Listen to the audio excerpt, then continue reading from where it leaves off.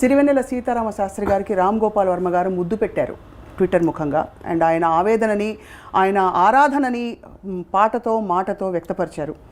సీతారామ శాస్త్రి గారిది, రామ్ గోపాల్ వర్మ గారిది ఒక విధమైన అనుబంధం. ఎవరితో బంధాలు లేని వర్మ గారు ఇవాళ ఏం పంచుకోబోతున్నారు మనతో, మాట్లాడబోతున్నాం వారితోని. వర్మ గారు నమస్కారం అండి. ఫస్ట్ ఆఫ్ ఆల్ అందరూ కొంచెం సర్ప్రైజ్ అవుతున్నారు ఈ మధ్య కాలంలో. మీరు అంత ఎక్స్ప్రెసివ్ అయిపోయి వెళ్ళిపోయిన వాళ్ళ గురించి అంత చెప్పడం. బికాజ్ మీరే ఒక 2 సందర్భాల్లో చెప్పారు మీరు ఎప్పుడూ ఏడవలేదు, బాధపడలేదు, కండతడి పెట్టలేదని చెప్పి. బట్ ఆబ్వియస్లీ మీరు చాలా మూవ్ అయిపోయినట్టు అనిపిస్తుంది. ఆమె ఎప్పుడు అవ్వలేదని కాదు, but I think extremely rare. I think I did that Jiah Khan when she committed suicide also.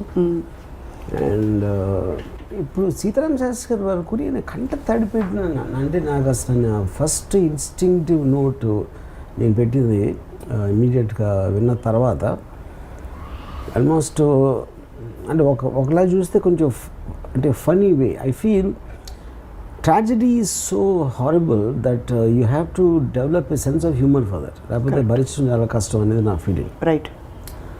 అప్పుడు ఇప్పుడు ఎవరో దుబాయ్ వెళ్తారు, ఇంకెవరో అమెరికా వెళ్తారు, ఇంకెవరో ఏదో వేరే ఊరు వెళ్తారు. సో అలాగా ఆయన స్వర్గం వెళ్ళిపోయారు, you know. So I think it is just a mind state more than anything else about anybody die. ఆయనని స్పెసిఫిక్గా నేను చెప్పట్లేదు. అది నా ఫస్ట్ ఎగ్జాంపుల్. రెండోది ఏంటంటే the very fact that everyone dies is a point, but there are some people, అంటే మీరు జీవించిన పద్ధతిలో కానీ మీరు జీవించి ఉన్నప్పుడు ఏం చేశారు అనేది actually wit defines. Correct. There is a line which said for a to become immortal you have to do some things which will people remember. Right. So each person will have something. Maybe ఒక ఫ్యామిలీకే పరిమితం అవ్వచ్చు, ఒక వ్యక్తికి పరిమితం అవ్వచ్చు కొంతమంది life. Right. అలాగా సీతారామ శాస్త్రి గారు లాంటి artist maybe he's touched lakhs of people or millions of people with his work. So అప్పుడు ఎటర్నల్గా మీ వర్క్ అనేది ఎప్పటికీ ఉంటుంది కాబట్టి whether you are there or not there, it doesn't make a difference for any of us. So that is what I wanted to convey in that. But many people have passed on. Yeah. And you haven't responded like this to many things. Ante I mean that depends. Ante for example I mean I can't think of one example. Ante ipu Sitaram Shastri gariki naku I won't say I was not very much in touch with him for the last 10-15 years. Daniki reason entante okati I do not have that much of a time to maintain relationships. As absolute relationships and I know ఎవరితో నేను అసలు పెట్టుకోను అసలు. I'm very cut and dry kind of a thing ఒకటి. రెండోది నేను మ్యూజిక్లో కూడా అంత కాన్సన్ట్రేట్ చేయడం మానేశాను. అంతకుముందు నాకు మ్యూజికల్ ఫిల్మ్స్ అనేది అంత ఇది లేదు. That is one more reason, you know. And third thing is ఆయన అంటే that is what I realized, one common thing between Sitaram Shastri garu and Ayn Rand is they're all the time angry, you know. అంటే నేను చాలాసార్లు చెప్పాను సరే ఇన్ని మీకు hope అనేది ఒక 5 ఏళ్ళు ఉండొచ్చు, 10 ఏళ్ళు ఉండొచ్చు, 15 ఏళ్ళు కూడా ఉండొచ్చు. కానీ 40 ఏళ్ళ నుంచి ఇండస్ట్రీలో ఉండి ఇంకా ఇదేదో మారిపోవాలి అని అంటే అది మీ మీద కామెంట్ అని ఇండస్ట్రీ మీద కామెంట్ కాదని చెప్పాను, you know. So I think so కానీ యాంగరు లేకపోతే ఒక ఎలా ఏమైపోతుంది సమాజం. Even Ayn Rand also at the age of 82 also she was still hoping and she could influence the change, you know. So నేను విత్డ్రా అయిపోయి I started enjoying the world the way it is, and rather than trying to change it or trying to adapt to it. Zoom out అయిపోయి సరదాగా ఒక circus చూస్తే that is a better way of living life. So ఇప్పుడు ఆయన ఇప్పటికి కూడా even till the time he passed away he was still in the same zone of నిగ్గదీసి అడుగు సిగ్గులేని జనాన్ని ఆయన జెన్యున్గా ఫీల్ అవుతారు. అది ఇట్ ఈస్ నాట్ లైక్ ఏదో ఇప్పుడు చాలా మందికి తెలియదు ఏంటంటే ఆ సాంగ్స్ అసలు గాయంలో సిచ్యువేషన్ రాయలేదు, ఆయన దగ్గర ఆల్రెడీ ఉన్నాయి. ఆయన మనసులో ఉన్న భావాలు ఆయన పాటలు రాసి పెట్టుకుంటే అవి తీసుకుని నేను సినిమాలో పెట్టాను. So that is actually him. It is not నేను ఒక సిచ్యువేషన్ ఇస్తే రాసింది కాదు అది. So that's perhaps the closest to his heart song అనుకోవచ్చు. One of the Yeah, I mean, that is what he feels about life. He feels about society. Right. He feels about the world. Right. You know, both Sururajamavaleni, Swarajamendukani. So both those songs, especially not that others are not on Japatledu, they are expressions of himself, what he feels about society. You know, which is the difference. నాకు తెలిసి వేటూరి సుందరరామూర్తి గారి వేటూరి గారు ఎప్పుడు కూడా ఒక సిచ్యువేషన్కి అలా రాస్తారు కానీ ఆయన మైండ్లో అది రిఫ్లెక్ట్ అవ్వదు. So he had a tool, a technique. Yeah, he's a technique, he's talented. అదే, you know, but this is Sitaram Sastry garu, that is him. Righteous indignation అంటారు. Yeah, so that's what yes.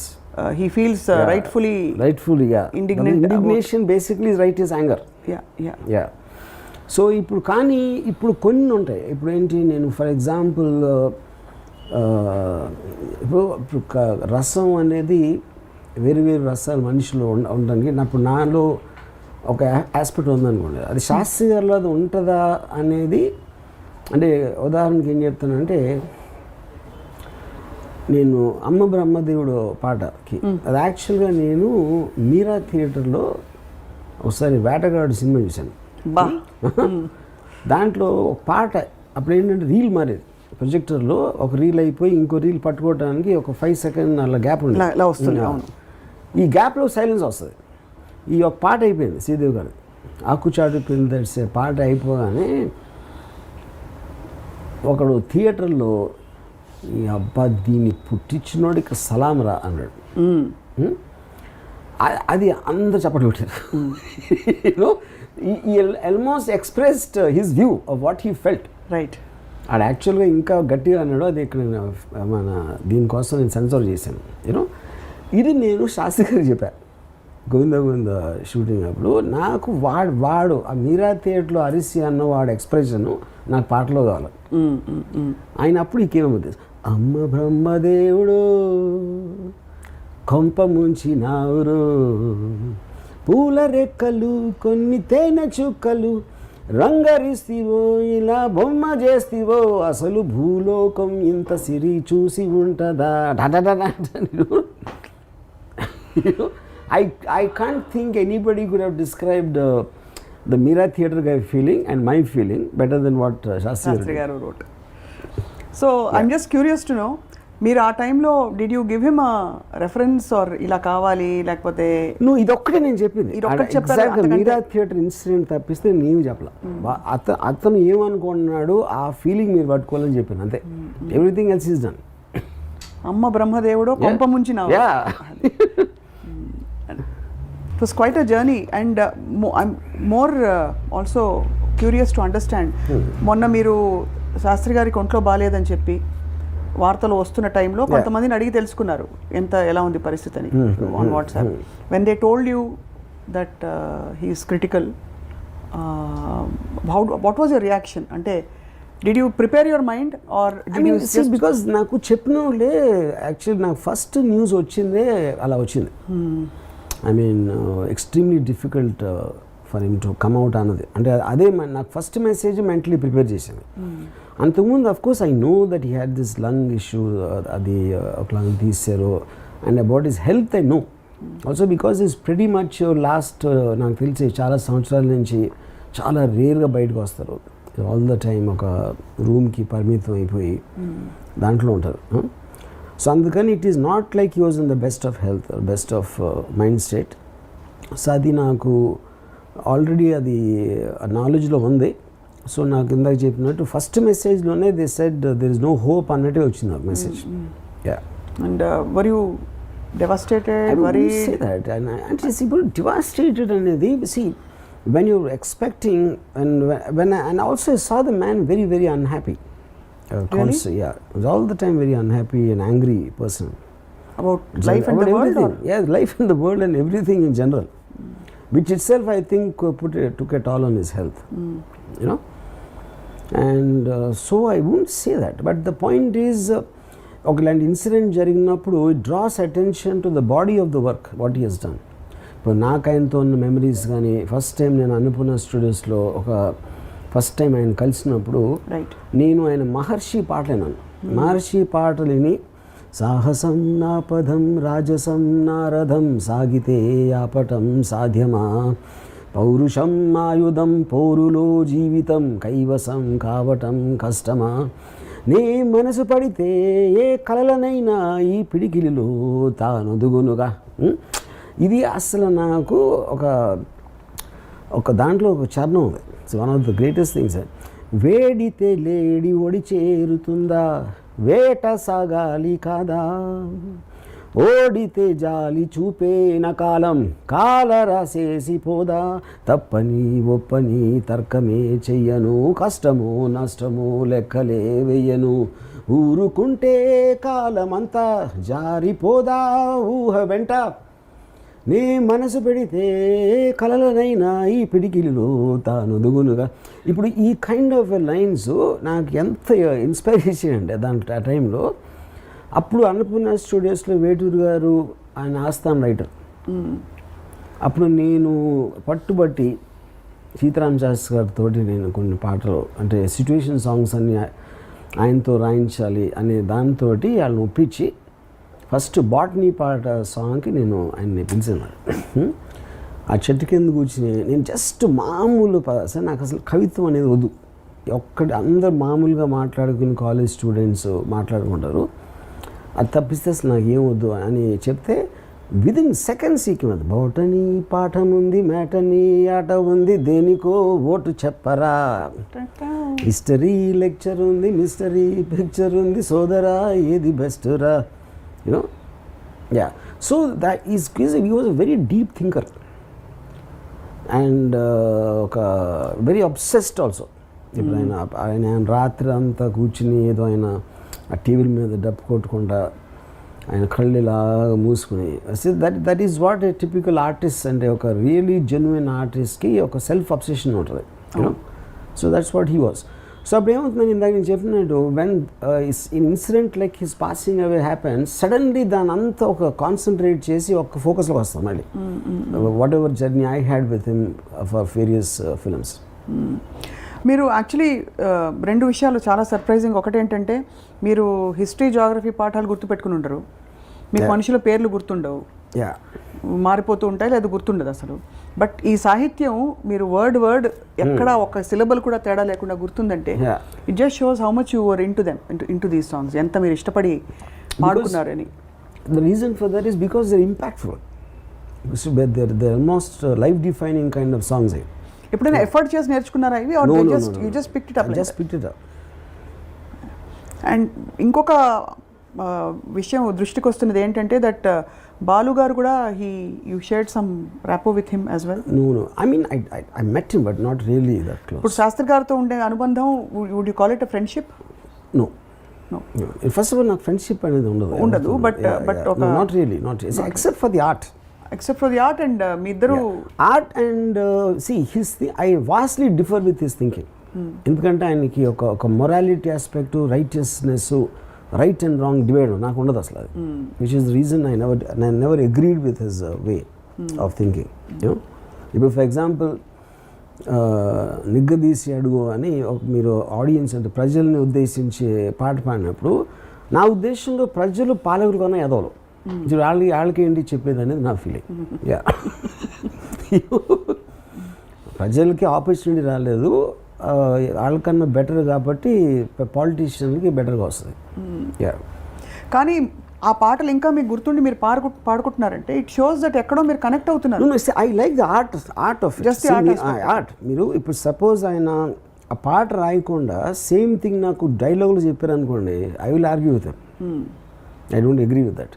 But what he wants to say ఎలాంటి art ఫామ్లో పెట్టారు అనేది the impact is that for me. కాలక్రమంలో మీ ఆర్ట్కి మీ వ్యక్తిత్వానికి మధ్య గ్యాప్ తగ్గిపోతుంది. అంటే you are also beginning to express who you are in your cinema, in your bold ideas, your personal ideas. Would you say that's true? I'm not sure. And I just to go back little, ఇప్పుడు నేను ఎలా చెప్తానంటే ఇప్పుడు for example let us సే ఒక thought like అసలు ఏమి direction లేకుండా ఉన్నకి ఒక రూట్లో వెళ్ళమని చెప్తే మీనింగ్ లేదు, ఎందుకంటే ఫస్ట్ ఆఫ్ ఆల్ డైరెక్షన్ లేదు. అలాగే ఎంత టైమ్స్ అనేవి చేంజ్ అయినా సరే బేసిక్ మానవ నైజం అనేది చేంజ్ అవ్వదు అని చెప్పాను అనుకోండి ఊరికనే. అది చాలాసార్లు విన్నాం, ఈ థాట్ అనేది కొత్తది కాదు. బట్ గాలిబాటు గమనానికి కాలిబాట దేనికి అంటే that is what is called art form.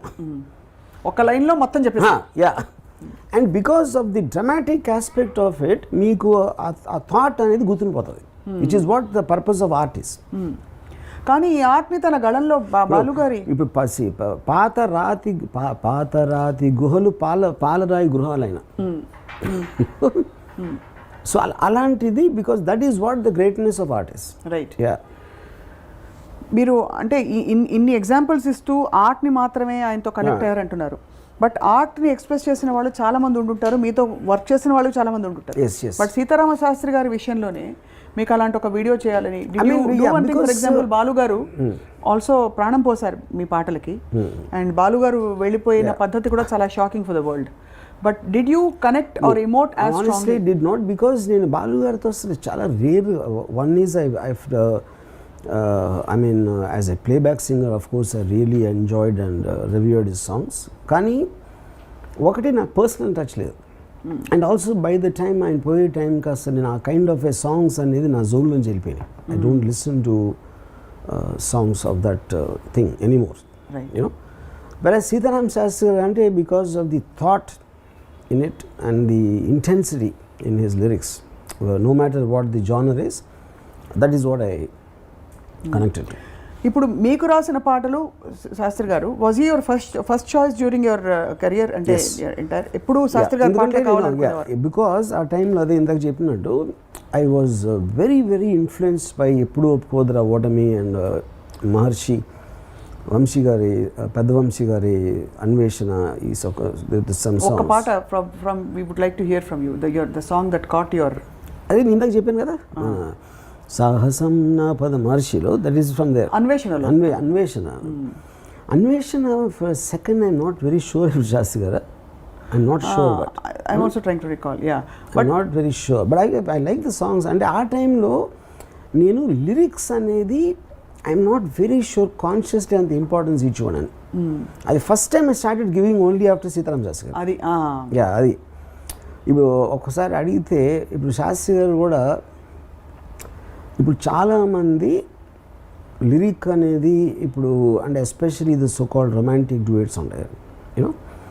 నేను ఇళయరాజా గారు ఫ్యాన్గా ఉన్నప్పుడు చాలామంది ఏంటంటే మ్యూజిక్ డైరెక్టర్కి ఇచ్చిన ఇంపార్టెన్స్ లిరిక్ రైటర్కి ఎవరు.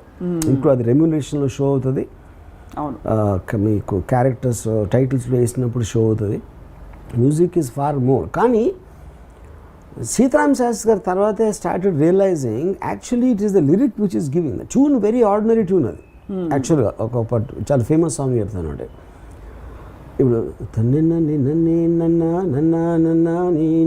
అదే బల్పం పట్టి బామ్మ ఒళ్ళు ఈ నేర్చుకున్న, ఇందులో lyric I think it is far above the tune.